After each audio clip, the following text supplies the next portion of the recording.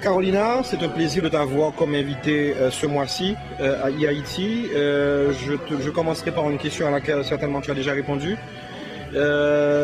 C'est important pour nous quand même que tu le dises devant notre caméra.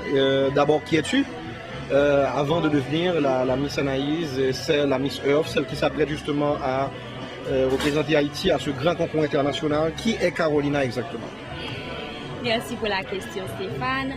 Carolina, avant de s'inscrire à Miss Anaïs et avant d'être élue Miss Earth AID et Miss Anaïs 2013, Carolina a étudié à Verona Fashion School comme étant fashion designer. Carolina a fait ses études classiques au Collège France Bayer et maintenant Carolina étudie le marketing et les relations publiques à la Unity School of Business.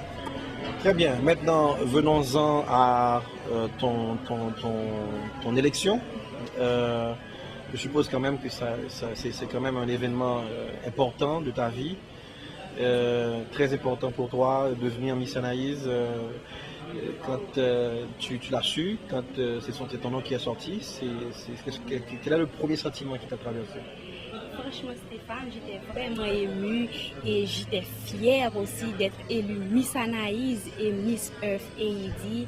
Et aussi, grâce à ça, j'ai pu faire l'honneur de mes amis, de ma famille, de tout le monde, de tous mes supporters aussi. Alors, j'étais vraiment fière. Comment tu as abordé ce concours? Tu te décides, l'annonce passe sur les ondes, que les postulantes peuvent justement venir s'inscrire. À quel moment peut-être? Comment ça s'est passé? Est-ce que c'est comme ça en passant que ça t'est venu à l'esprit? Tu t'es dit, bon, je vais tenter ma chance. Ou du moins, je pourrais formuler la question d'une autre façon. Est-ce que en y allant, tu y as été avec un sentiment précis? Tu t'es dit, je vais gagner ce concours? Ou du moins, peut-être que tu t'es dit, bon, moi, je vais tenter ma chance. Je ne sais pas si toutes les jeunes filles sont comme moi. J'avais un objectif. Qui était de devenir Miss Anaïs? Oui. Et comme toute jeune fille, j'avais un rêve et j'ai concrétisé ce rêve. Grâce à Miss Anaïs aussi, qui a un espace ouvert, j'ai découvert beaucoup de choses que j'ai jamais pu découvrir de toute mon existence. Par exemple, j'ai visité beaucoup de sites touristiques. J'ai été à la Grande Cascade Sodo, j'ai visité le bassin Zim, j'ai été à Campérin, j'ai été au Cap, j'ai visité la citadelle La Ferrière, où j'ai fait beaucoup de choses. Ça a été vraiment waouh. Ok, je suppose aussi que durant tout le processus, durant le concours, avec les épreuves, avec les différentes étapes, il y a eu des moments, là tu en as cité, tu as parlé de certaines visites comme la citadelle. Il y a des moments particuliers, des moments vraiment forts. Alors entre autres, le moment M de ton élection. Y a-t-il un ou des moments particuliers que tu as vécu dont je voudrais justement partager avec nous? En passant, Stéphane, je tiens à saluer mes consoeurs. Et ça n'a pas été facile. Concourir derrière une couronne n'est pas facile. Gagner une couronne n'est pas facile parce que mes consoeurs étaient de taille. Et oui, j'ai rencontré des moments difficiles parce que Miss Anaïs n'est pas faite seulement pour des paresseuses parce que il faut s'attendre à tout, il faut se réveiller tôt, il faut dormir tard, il faut lire beaucoup. Alors, c'est ça. C'était lorsque j'étais au CAI, j'étais élue Miss Couronne, Miss Bracour. Oui, oui. Ça m'a vraiment marqué. Et est-ce que déjà, quand tu as été élue Miss Couronne déjà, est-ce que tu as peut-être gagné en assurance? Est-ce qu'à ce moment précis, tu t'étais dit peut-être, je suis vraiment près du but, je pense que je vais gagner. On veut quand même savoir. Et durant tous ces moments, les sentiments justement qui sont traversés justement avant. Je me suis dit, Stéphane, Carolina, il faut doubler ton travail. Tu as gagné en confiance? Ah oui.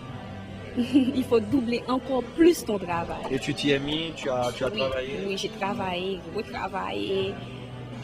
Tu as eu un bon encadrement de tes proches, de ta famille, tu peux nous en parler un peu?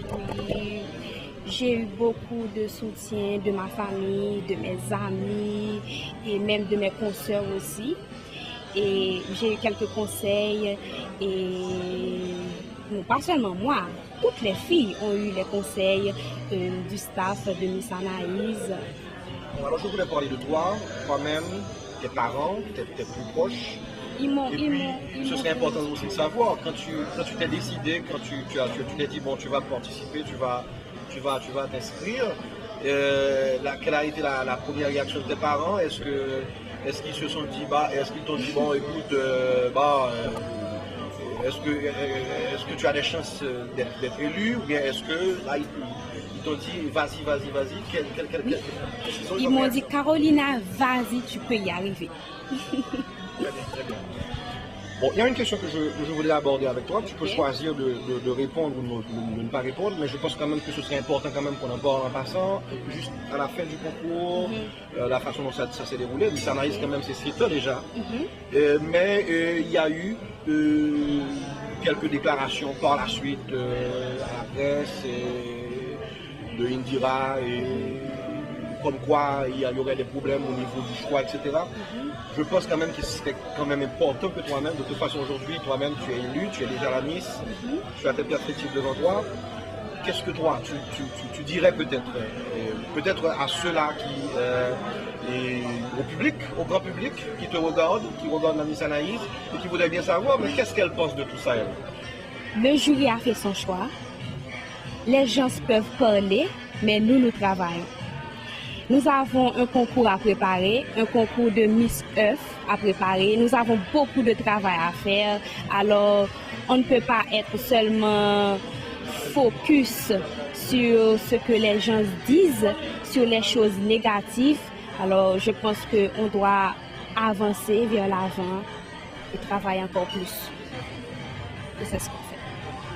Ok, alors venons-en justement à cette préparation, parce qu'il est question de ça là pour l'instant. Donc tout le monde comprenne que là, élu Miss Anaïs, là, et là maintenant c'est ce concours international maintenant que tu prépares.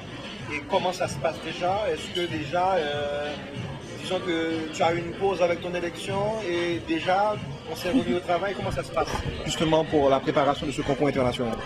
Bon, déjà, on s'est réunis au travail parce que j'ai beaucoup de choses à préparer et maintenant je lis encore plus.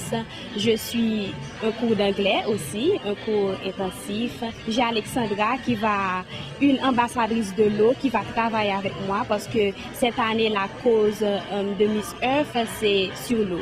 Sur l'eau. Et on commence à travailler. Il y a aussi des exercices que je suis sur YouTube. Et j'ai commencé à faire du sport aussi. Il faut que je me prépare physiquement. J'ai beaucoup de choses que je suis en train de faire là, de travailler. Donc la cause de Miss Earth, c'est l'eau. C'est l'eau. Ok.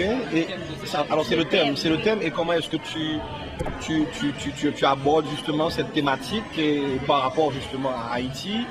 Et tu vas justement représenter Haïti, Miss Earth 2013, le thème c'est l'eau. Dans un pays comme le nôtre qui a tous ces problèmes, comment est-ce que, même si peut-être je sais que là tu es quand même à une phase préparatoire où tu as juste commencé à te préparer, mais je dirais a priori, comment tu vois tout ça? Et est-ce que ça te paraît, est-ce que ça t'effraie un petit peu? Parce que là quand même, tu vas quand même affronter... combien de pays déjà? Près de 80 pays? 80 pays. Mais il faut dire aussi, Stéphane, on a une richesse, on a beaucoup de richesse en Haïti. On a nos cascades, on a beaucoup de sites touristiques. Et avant tout, j'aimerais à travers Miss Earth et faire visiter aux gens qui nous regardent tous nos sites touristiques. Ok, alors on va revenir à toi. Carolina, naturellement, tu nous as parlé de toi, de celle que tu es, mais je crois que c'est quand même important pour le public. De nature, toi-même, est-ce que tu es une battante? est-ce que tu as tendance, parce que de toute façon quand même tu as bénéficié, bon tu as quand même tu as bénéficié du support de toute l'équipe, de tous ceux-là qui ont travaillé avec toi. Mais toi, je parle en tant que Carolina, en tant que personne, est-ce que tu es le genre à te dire je veux atteindre un objectif, ou du moins je vais voir si je peux. On voudrait quand même mieux connaître la personne. Bon, Carolina, avant tout, doit vous dire qu'elle est une battante. Et je ne sais pas, mais je vais représenter Haïti dignement. Et si tu devais t'adresser justement centaines de milliers, dizaines milliers, je sais pas, de jeunes filles qui t'écoutent, qui te regardent, qui te suivent, puisque de toute façon aujourd'hui tu as un modèle, tu as une icône, qu'est-ce que tu leur donnerais justement comme message?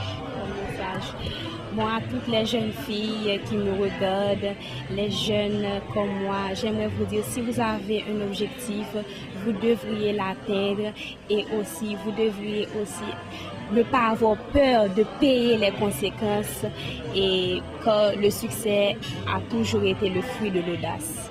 Foncez, c'est ce que je vous dis. J'aurai besoin de votre support, vous autres les Haïtiens, et je vous attends aux Philippines. Merci. Je remercie Haïti pour cette opportunité et à tous les gens qui nous regardent, à tous ceux qui vont lire le magazine. Merci.